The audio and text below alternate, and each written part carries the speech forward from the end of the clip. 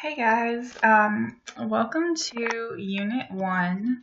I'm going to do a Unit 1 overview video for you guys because I think that even though I'm going to do weekly videos, I also think it's important that you kind of understand the whole point of Unit 1. Sometimes I think we can get really focused in on what we have to do that week and kind of forget about the overall goal of the whole unit and what we're working toward. So I want to talk about that a little bit. Before I talk about the overall major essay for this unit, I just want to take a look at the course calendar and just kind of remind you of some of the things that are going to be due this week, or excuse me, in this unit. Hopefully you can see this. Of course, you can always follow along on your screen, or if you printed out this calendar, you can just look at it. So the unit starts in week 3, and you'll see that on February 19th, we've got Unit 1 begins, and I want you to start posting to the discussion board that's due on February 25th. Start that on Monday. Whenever you have a discussion board, always try to get started as soon as you can. It's due on the 25th. Then we'll start week 4. Week 4 is going to span into March. And at the end of week 4, you'll have a response due. I wanted to go through this mostly because I want to point out what's going on when we have that week of spring break. In what I'm not even calling this a week on our calendar. I skip it completely. During spring break, that is for you guys to take a break. So there's no coursework March 5th through March 11th. Nothing is due on that Sunday because I want you to actually be able to have your break. I think that, I don't know, maybe some people give you assignments or whatnot to do over spring break. I don't want to do that. If you need to play catch up, then I would encourage you to do that over spring break, but otherwise it's time for you to just have a good time. Of course, be safe, but enjoy yourselves. Then we will pick back up. So week 5 does not start until March 12th. At the end of that week, you'll have a progress journal. Like I talked about in the syllabus welcome video, the progress journal is you showing me that you're making progress on your essay. Also that night, the 18th of March, I'll ask you to turn in your peer review for your rough draft for peer review, because we can't really get started on peer review unless everybody's turned in their rough draft. So during week 5, you'll really be working heavily on your essays. In week 6, as you can see here, I want you to begin on Monday the 19th those peer review posts, because peer review will be due until the 25th, and it's kind of like a discussion board in that I don't want you to wait until the last minute to do it. The last week of Unit 3 is week 7, starts at the end of March. Cape Fear is kind of closed over the weekends because of the Easter holiday and Easter break. And I also wanted to take that into consideration here in April at the end of week 7. So your normally your essay would be due on Sunday, but because Sunday is Easter Sunday, and again, a lot of you want to do things with your family or whatever on Easter Sunday, I'm pushing the due date back until Monday, the 2nd of April. So that's when your essay is due. You've got an annotation extra credit assignment. It's due on that day as well. It's also the last day to withdraw from the class. So if you aren't doing well in the course and you just want to take a W instead of an F, which is better, we'll talk about that at some point, then that's the day to do it by. So I just wanted to kind of go through the calendar and go through the due dates. You can see them here. Also, if I scroll back up and go ahead into the unit folder, you can see the week timeline right up front. Notice again, there's no classwork the week of spring break. I don't even consider it like a week number in our course timeline. talking about kind of what to do, remember, I don't post the lessons on the course calendar because there's just not enough room for that. So I have this document here called Learning Timeline and Due Dates. I post the due dates everywhere. I mean, you'll always find those.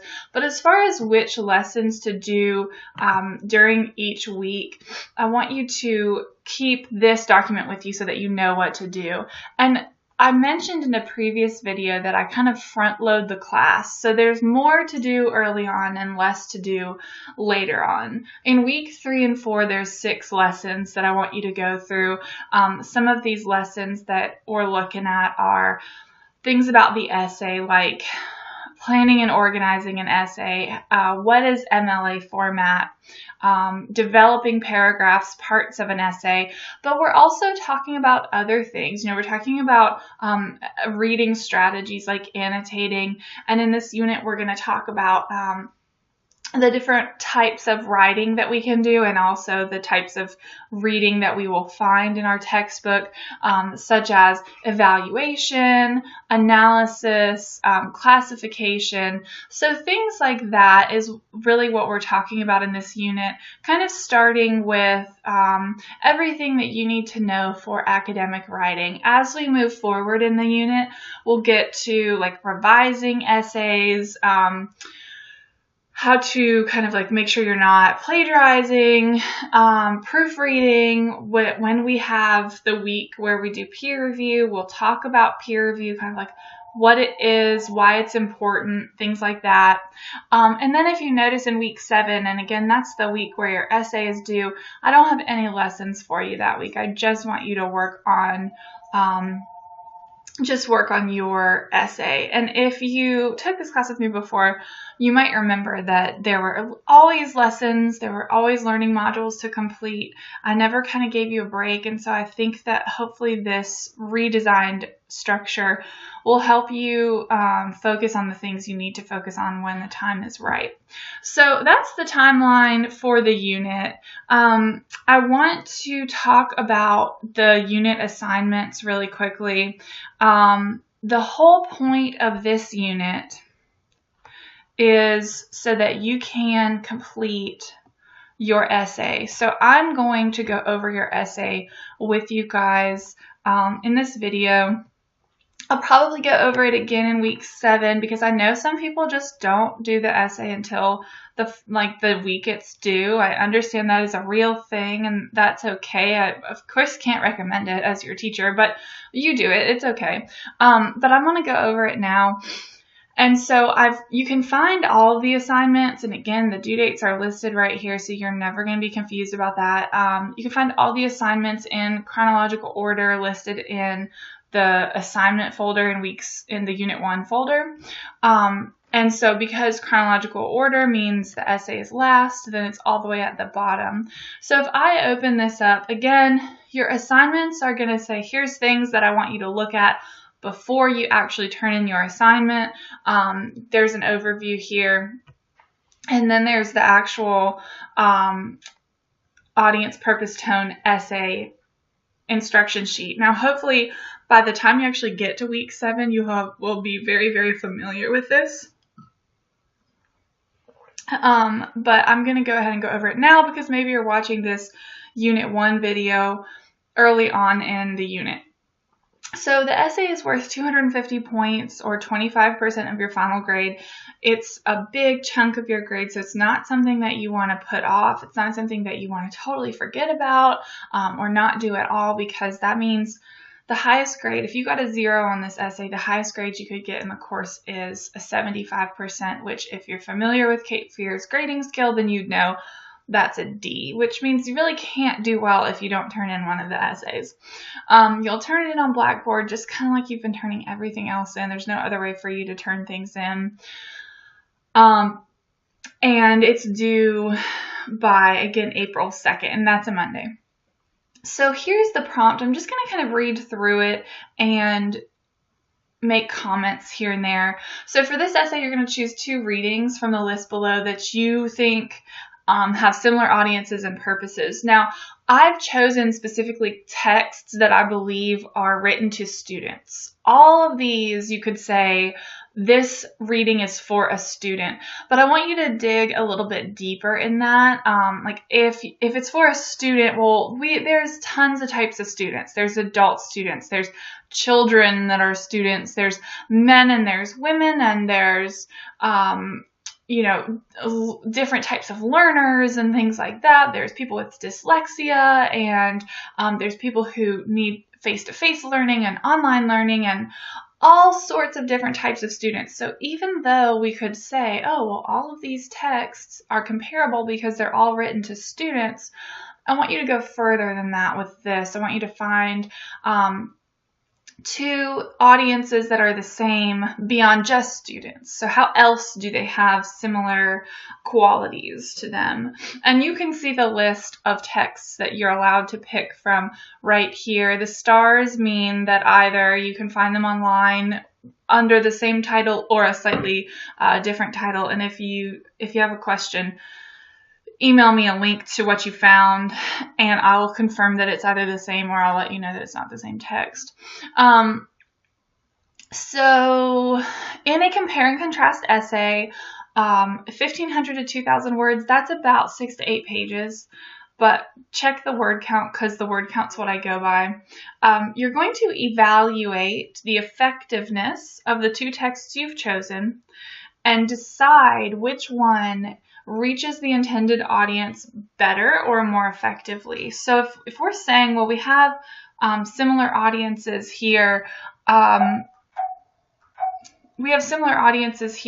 but one text is better at reaching its target audience because of this reason, right? So that's the point of this essay.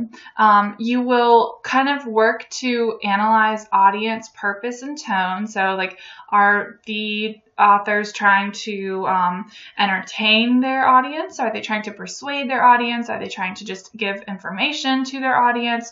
Who does it better and why? How does the tone play into the effectiveness of the text that you're reading? Because tone matters, and if the audience is not going to be perceptive to that tone, then it's not going to be an effective text, okay? Now, all of these texts you could say are effective overall, but again, we're comparing and contrasting in this essay, so you're just going to pick which one does it better. There's not a right answer for this essay. You have, one student could say, oh, well, I think that the extraordinary characteristics of dyslexia is a better or more effective text at reaching its audience. But someone else might say, no, I think Have a Caltastic Day is actually more effective. And you both could make really valid claims and support your claims well in your essays. And so both of those essays, I would say, would be correct. So there's not a wrong answer, which I think is one of the good things about writing. And it's also one of the scary things about writing, because there's not a right answer. So you have to really justify your claims in your text, in your essay. And that's the point of writing. And that's what I want you to work on doing in this essay. So we've got all of these different texts that you can choose from, and you can find all of them in your textbook. Some of them you can also find online. There's information here about crafting a thesis statement. In one of your weekly lessons, we'll talk more about thesis statements, and so you can learn more about that. I'm not going to go through this right now, but of course, if you have questions, just email it to me. Make sure you've got an introduction. Make sure you have multiple body paragraphs. I'm not just talking about the 3-paragraph essay here. You're probably going to have 4, 5, 6, lots of paragraphs. You'll have a conclusion. One thing I do want to talk about here is this use of I. Can I use I in my essay? Well, unfortunately not. I say unfortunately because, everybody wants to say I think, or I believe, or in my opinion, but we don't need that, right? Your name is on the paper, so you don't have to say I in your essay. I know that that's a really difficult thing to avoid, saying I, especially when we're really, really used to giving our opinions, but just know that you are giving your opinions, you are making your own arguments in this essay. You just avoid using the word I. So you got to get crafty and decide how you can express your ideas without saying I think or in my opinion. MLA format here, we're going to talk more about that in this unit, and make sure that you've got that word count in terms of the requirements. Also, I do sometimes have students whose essays are off topic, like maybe they're not making a compare and contrast, or maybe they're not talking about audience purpose and tone. Those things are really crucial here, so if you're missing out on those, I'm probably going to have you rewrite your essay, or you'll be dinged a lot on your writing if you don't have just this bare minimum things here. Now, again, we're going to create the rubric together once the discussion board is over in week 2, and I will post that up here shortly, and I'll let you know when it's available. So that's the point of this unit. The whole purpose of everything we're doing in this unit is to reach our goal of writing this essay. So before we get to that, you're going to do a discussion board. You're going to do a response assignment that's going to have you practice the type of writing that you'll do in the essay. You're going to have, of course, your progress journal where you show me that you're working on it. We'll do a peer review so you can put your essay out there and have other people comment on it. And then finally, that essay is due. But I just wanted to give you this little short overview of the unit so that you kind of understand it holistically as opposed to just week by week. If you guys have any questions while you're working on this unit, you know the drill. Please don't hesitate to email me, and hopefully I'll talk to you soon. If you have questions, or if you just want to stop in and say hi via email or on the Remind app, enjoy the lesson, enjoy analyzing audience purpose tone, and go ahead and check out the week 3 video because I've got one of those up as well. Bye.